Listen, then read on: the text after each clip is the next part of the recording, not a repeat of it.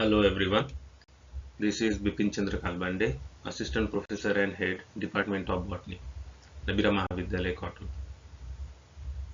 This presentation is based on the data obtained from the research work done for the development of disease-resistant transgenic cotton using NPR1 gene. Friends, we all know from the time immemorial, the biggest threat to our agricultural crops is pests and pathogens. There are various kinds of devastating diseases which are caused by viral, bacterial and fungal pathogens. These diseases not only destroy standing crops but also destroy crop produce, reduce qualitative and quantitative value of the crop produce, and thereby their market value is also reduced. To control these diseases we use chemicals. These chemicals, we know they are very dangerous and damaging to our environment and also poisonous to all the living organisms including humans. Second strategy is the use of resistance cultivars or the deployment of resistance cultivars which are developed by crop breeding programs. But friends, by the time passes, these resistance cultivars also become susceptible to the target pathogens. So, alternative and eco-friendly strategy is to develop transgenic crops with a novel gene incorporated in it which can build immunity of the crop and also increase the resistance against the pathogens.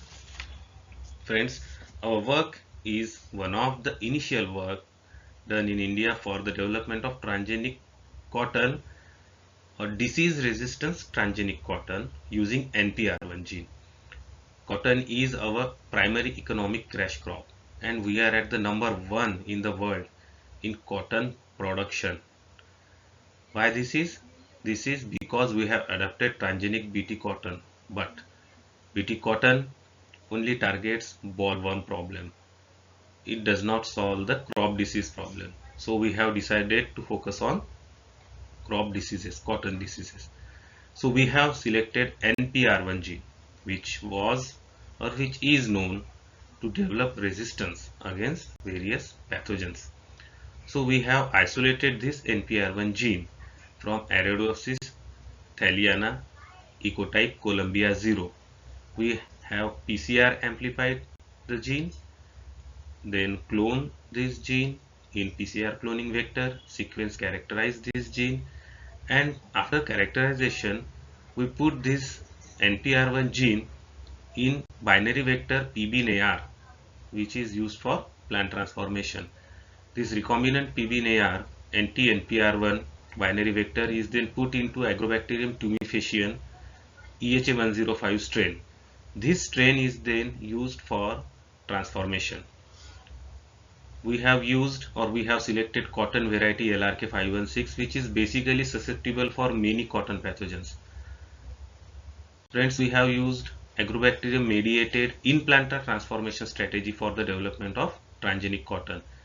This method, in-planter method, bypasses in vitro regeneration protocol, which is very cumbersome. We got two positive events, KALB-S4 and KALB-S5.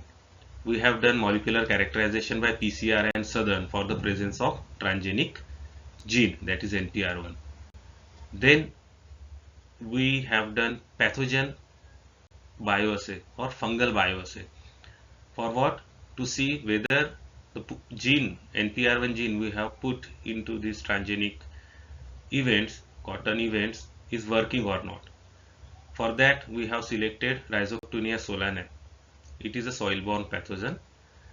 It causes root rot disease in cotton. This disease is very dangerous because without showing any symptom, within 24 hours the crop dies. So this is very important pathogens. We isolated these pathogens, characterized it, isolated spores from the culture of these pathogens and use this spore for our fungal bioassay. Friends, we have used detached leaf method for fungal bioassay. This is very simple and effective method for the screening of transgenic crops or any crop for against the pathogens. We have done this screening in triplicate. We took 3 leaves from S4 transgenic event, 3 from S5 transgenic event, and to keep a control we took 3 leaves from non-transgenic wild type LRK516. We inoculated equal amount of spore load on these leaves, transgenic and non-transgenic leaves, and we observe these leaves for 14 days for the development of disease symptoms. What is our observation? You can see in the figures. Figure 1 is day 1 and figure 2 is day 14. The transgenic leaves did not show any development of disease symptoms. On the other hand, in a control, in wild type non-transgenic leaves, you can see the development of necrotic lesions. This indicates that our NPR1 gene that we have put in transgenic cotton is working very efficiently, working wonders in our transgenic events. This gives complete resistance to the LRK516, which is primarily susceptible to the Rhizoctonia solanae.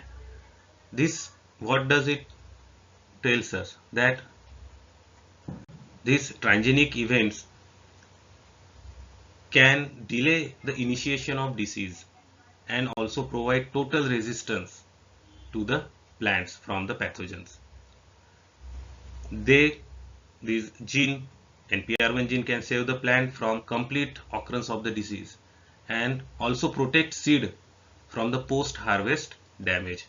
This reduce the use of chemicals to control these diseases and also protect our environment from these poisonous chemicals. And at the end, most importantly, it increases the farmer income.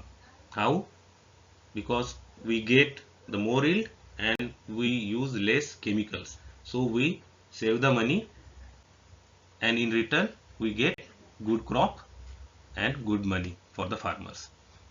So this is it, friends. I would like to thank Dr. Chakravarti, Dr. Nandeshwar, Dr. Patil ma'am for their support and guidance. Thank you very much.